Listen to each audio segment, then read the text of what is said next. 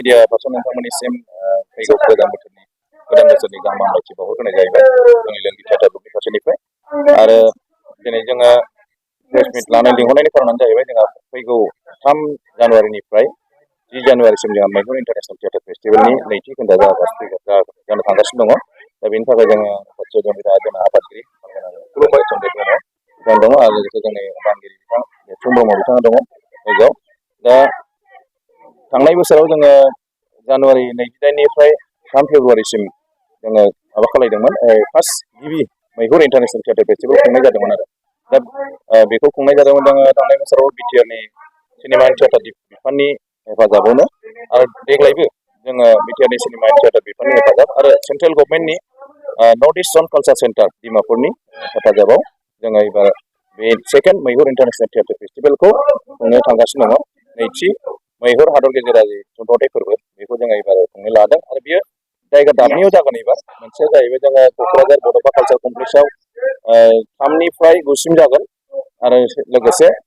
9 आरो 10 आव चिरांनि रौमारि अडिट'रियाम हलाव जागोन साननैया 9 जानुवारियाव 9 आरो 10 जानुवारियाव आरो जोंनि जोबथा फोरबोआ 10 जानुवारियाव बेयावनो चिराङावनो जागोन आरो बेवहाय जोंनि नैबे देग्लायनि नैथि मैहुर फेस्टिभेलखौ बेखेवनायनि हाबाफारिया 3 जानुवारियाव जागोन जोंनिया आरो बे बेखेवनाय हाबाफारियाव जोंहा बेखेवगिरि आलासि महरै जाफैगोन जोंहा नर्थ इस्ट कालचार सेन्टारनि मानगोनां डिरेक्टर जोंनि टाटक एकाडेमि एवार्डनि डक्टर प्रफुल्ल गगৈ सारा आरो लोगोसे गाहाय आलासि महरै जोंनाव मानगोनां चिफ सारा थागोन आरो जोङो देग्लायनि फेस्टिभेलाव मोनथाम गुबुन हादरनिफ्राय मोनथाम फावथाय फैदों बेयाव जाहैबाय इंलेन्डनिफ्राय मोनसे फावथाय जोंनियाव लाइफ इज ए सार्कास बे फैदों बे ओमफ्राय लोगोसे उरुगुवे साउथ आमेरिकानिफ्राय मोनसे वान्स ए हर्स जानाय मोनसे फावथाय फैगासिनो दं आरो लोगोसे बांलादेशनिफ्राय मोनसे फावथाय फैदों केलांबार ट्राइबेल नाटक मोनसे क'कबरक रावनि बे फावथाया जोंनाव दा फैगासिनो दङ आरो लोगोसे जोंना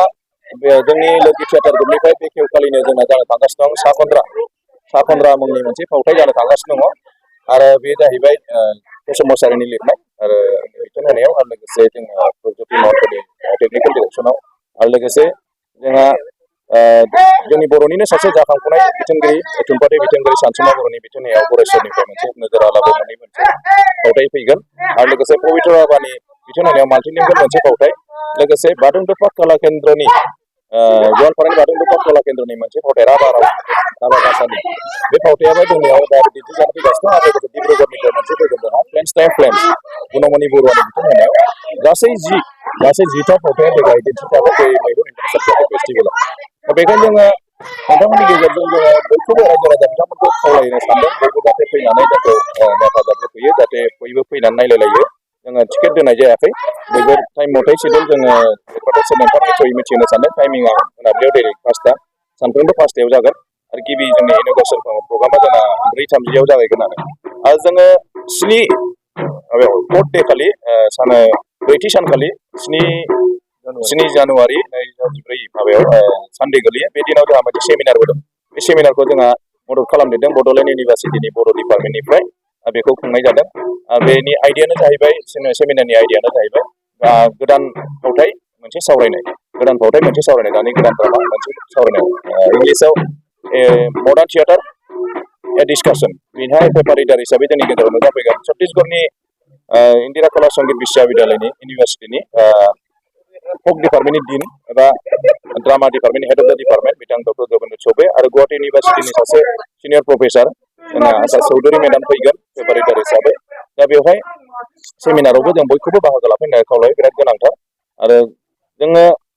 इन्टारनेसनेल लेभेलनिफ्राय लाबोनानै सोरबाया मा बेनिफिट जादों होननो हागौ जों खिन्थु थांनायफोराव जों फेस्टिभेल खालामनानै गोबां बेनिफिट मोन्दों जोङो मानो होनोबा जों बिसोरनिफ्राय गोबां टेकनिक सोलोंनानै लाखिनो हादों आरो बिथांमोना गोबां मा रोखोमै जोंनो फावथाय दिन्थिलांदों नेसनेल लेभेलानो जागोन जोंनि बुस्थुखौ जि बुस्थुखौ मोनाखै जोङो बेफोरखौ जोङो सोलोंनानै लाखिनो हादों आरो दा देग्लायबो जोङो बेखायनो आसा खालामदों गोजाननिफ्राय गोबां जुदा रोखोमनि नाटक पारफरमेन्स खालामनाय जायो आरो बिथांमोना बेखौ जों जाहाथे सोलोंना लाखिनाय लोगोसे गुबुननोबो जाहाथे फोरोंनो हायो बेखौ जाहाथे कन्टिनिउवासलि जाहाथे जों खुंलांबाय थानो हायो बे फेस्टिभेलखौ जों आसा खालायो आरो जोंखौ बेखौ सापर्ट होबाय थानाय जाखाय आं गिबियावनो जोङो साबायखर बावनो सानो मानगोनां प्रमद बर' सारनिसिम बिटिआरनि चिफ आरो लोगोसे आंनि डिपार्टमेन्टनि सिनेमा एन्ड थियेटार डिपार्टमेन्टनि मानगोनां सेक्रेटारि रीताकान्त हाजरिका सार आरो जइन्ट सेक्रेटारि मानगोनां कामि ब्रह्म मेडाम बिथांमोनखौबो आं साबायखर बावगोन स्पेसियेलि आङो साबायखर बावनो सानदों मानगोनां MP रंगोरा नार्जारि सार बिथांनिसिम मानो होनबा बिथांनि हेफाजाबावनो जोङो सेन्ट्रेल गभर्नमेन्टनिफ्रायबो स्पन्सर मोननो हादों मा नर्थ इस्टार्न कालचार सेन्टारनिफ्राय बिथांखौबो जों साबायखर बावो दा बिथांखौ जोंनियाव जोबनाय हाबाफारियाव बिथाङा थागोन आरो बेखेवनाय हाबाफारियाव जोंना मानगोनां चिफ साराबो बायालासे महरै थाफैगोन दा बेखौ जोङो नोंथांमोननि थ्रुयै आरोबाव आं खावलायनो सानो जाहाथे बयबो फैनानै जोंखौ थुलुंगा होफैयो बेखौ खावलायबाय क'क्राझार आरो चिरां बे मोननै जायगायाव जागोन 9 आरो 10 तारिखआव चिराङाव जागोन 9 तारिखालि बर' नाटक मोनसे जागोन आरो 10 तारिखआव बांलादेशनि मोनसे नाटक जागोन लोगोसे सागन्द्राखौ आरोबाव जों देखायबावनो सानदों आरो ओजोंहायनो जेराव दाबनै बेयाव गासै मोनथाम नाटकआ बेयाव जागोन आरो एसेनोसै